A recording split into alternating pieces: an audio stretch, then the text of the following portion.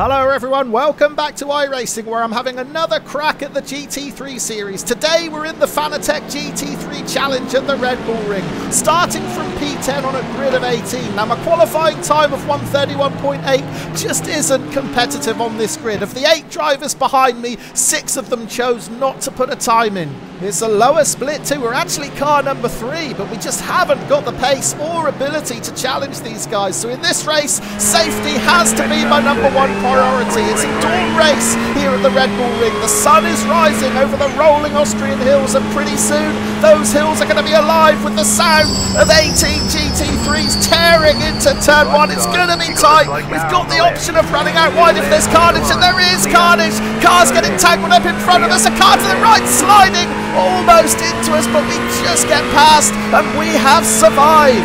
Yeah, it looks like we got through that instant by the skin of our teeth. There is no one in the rearview mirror. The nearest driver is more than 3 seconds back as we approach turn 2. This sharp, tight right-hander accelerating uphill. And I can only count 8 cars in front of me, so I think we're up to 9th.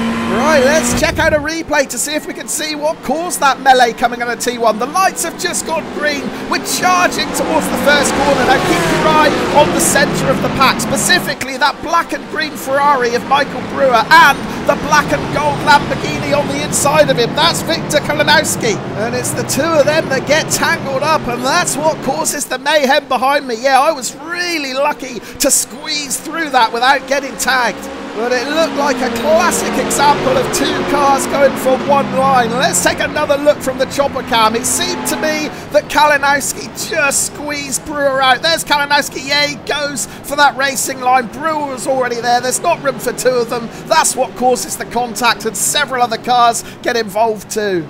Now, one of my friends at SCB, Christian Grotter, recently gave me some really helpful advice for avoiding sliding cars in front of you, and that is to aim for the back of the car on the assumption that it won't be there by the time you get there. That's what I did to avoid this, and we're now on board with Philip Hangotti in the Porsche. Now, he's on the inside of me, so he's got no choice but to go to the right. He's going for the gap that the cars haven't reached yet, and that's why he gets tagged and I get through safely.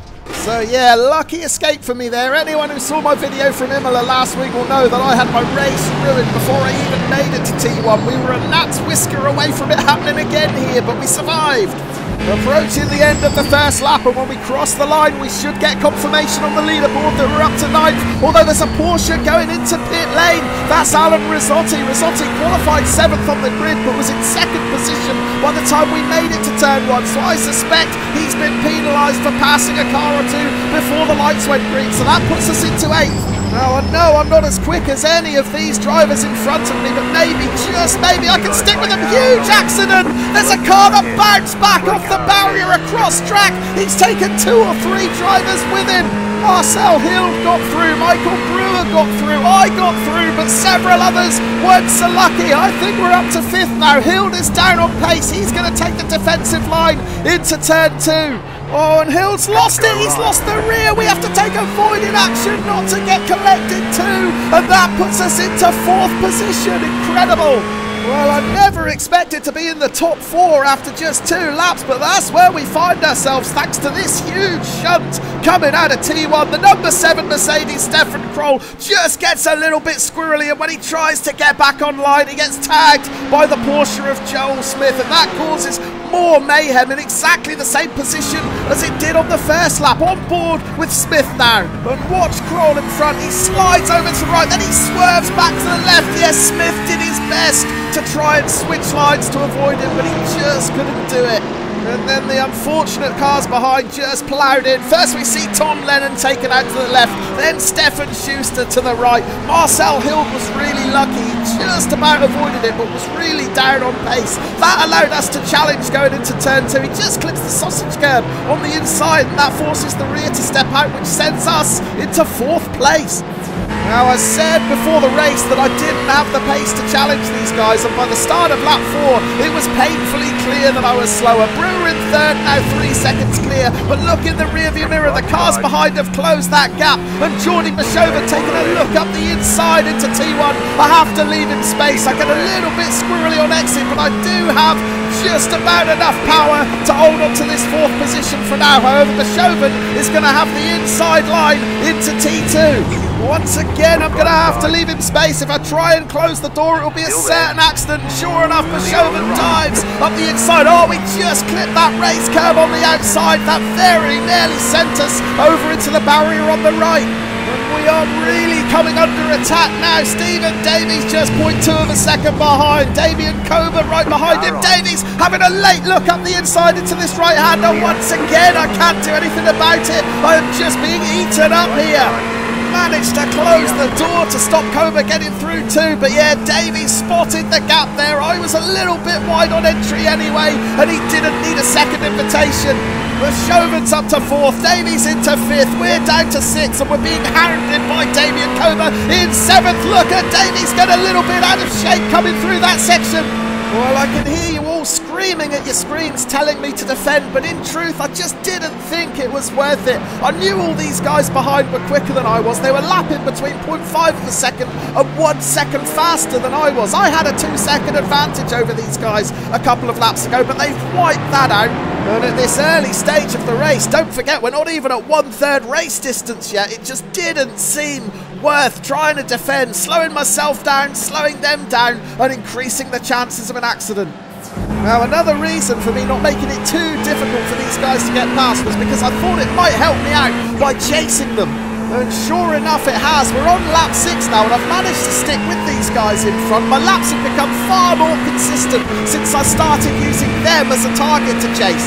And if you look to the relative board, bottom right of the screen, you'll see that my fastest lap is a 1:31.6. Now that's a good couple of tenths quicker than I was managing in qualifying. So I am improving here, learning from the guys in front, following their lines and trying to observe where I'm losing time. That final corner is one of them. I'm not using enough of the curb, and that's costing me valuable exit speed. And sure enough, that's going to invite Damien Kober to have a look up the inside. Is he going to make a dive? Yes, he is. Oh, that was an aggressive one. We had to react quickly there to avoid contact, but Kober is now up to 6th position. We're down to 7th. Well, in the cockpit at the time, it didn't feel like there was much room for Kober to get through there, but the replay shows just how cool, calm and calculated that move was. He pulled it off cleanly, a great pass. Well, we're going to jump forward to lap 11 now, and my lack of pace is glaringly obvious. Look at the gap that the cars in front have opened up. They're 6 seconds clear, and now I'm being pressured by Marcel Hild behind. Now, Hild was the one who span at T2 in the early going. He's managed to recover and close me back in. Look, he's sizing up a move up the inside into the penultimate turn. I think I'm just going to leave the space once again. I just don't think it's worth the risk trying to defend, trying to shut the door and increasing the risk of contact. So we're dropping like a stone here. From 4th, we're now down to 8th, and that might be 9th because Philippe Gaudy is in the rearview mirror as well. Another car that came a cropper in the early going. He's reeled me back in as well.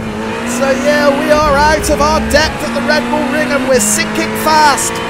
Here's Hild's overtake on replay. Now we've only got a few laps left now, so if I can just tuck in behind Hild and try and raise my game, then hopefully we can hold on to this 8th position. Hangoni isn't going to make it easy for us though. Look in the rearview mirror, he is still breathing down my neck. We're also going to switch on the TV cam because there is an enthralling battle for the lead. Jonathan Forres in the Ferrari was the pole position man. He's led from the start here, but now he is under real pressure from Joel Smith in the Porsche. We're on the final lap of the race now, so it's do or die for Smith. He's got to get it done on this lap if he wants to win this race. Forres defending into this right-hander, so there's no way around for Smith here. Meanwhile, we're still holding on to 8th position. Hangoni 0.4 of a second behind us. We're still chasing Hild too. He's 1 second clear, but let's look at the battle for the lead. They're side by side. Forres is defending as hard as he can into this left-hander. He's going to run wide. Smith takes a look up the inside. Was there contact? Forres has spun out. Oh, it was so difficult to see whether there was contact there, but Forres was taking the defensive line. It cost him on exit. He had to drift wide. That opened up a gap. Smith went for it, and it ended in disaster for the pole position man. He has rejoined before we managed to get past him though, so we're going to stay in 8th position. Let's take another look at that incident from the chopper cam. Forres on the inside defending. That's going to force him to run wide on exit. There is a gap there. Smith sticks his nose up and it's still too difficult to tell whether there's contact. Maybe this will give us a better indication. Oh, I don't know. It's so difficult to tell, isn't it? Maybe the softest of touches, maybe a little bit of net code in there as well, but ultimately it's cost Forres the win. Joel Smith takes the checkered flag. Meanwhile, we're going to cross the line, holding on to 8th position. We managed to fend off Philip Hangodi at the end there.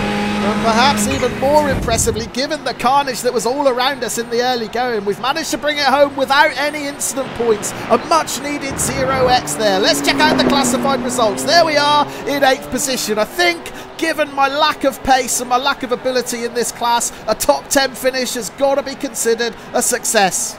And to be fair, my lap times did improve as the race went on. My fastest lap, a 1:31.6, is pretty competitive to the cars around me. So I think if I could just spend a bit more time and find an extra 10th or 2, I could probably be reasonably competitive here. But that's it from the Red Bull Ring for this week. However, before I go, I do want to give a quick shout out to a few viewers and say thank you. Matthew Stewart, Christopher Megan, Leonardo Mendoza and Christopher James have all joined iRacing recently and used me as their referrer. I really appreciate that. Thanks guys. I hope you enjoy the racing as much as I do.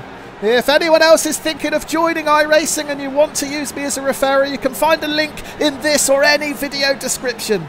Thank you ever so much for watching, and I'll look forward to seeing you again on the next one. Cheers for now.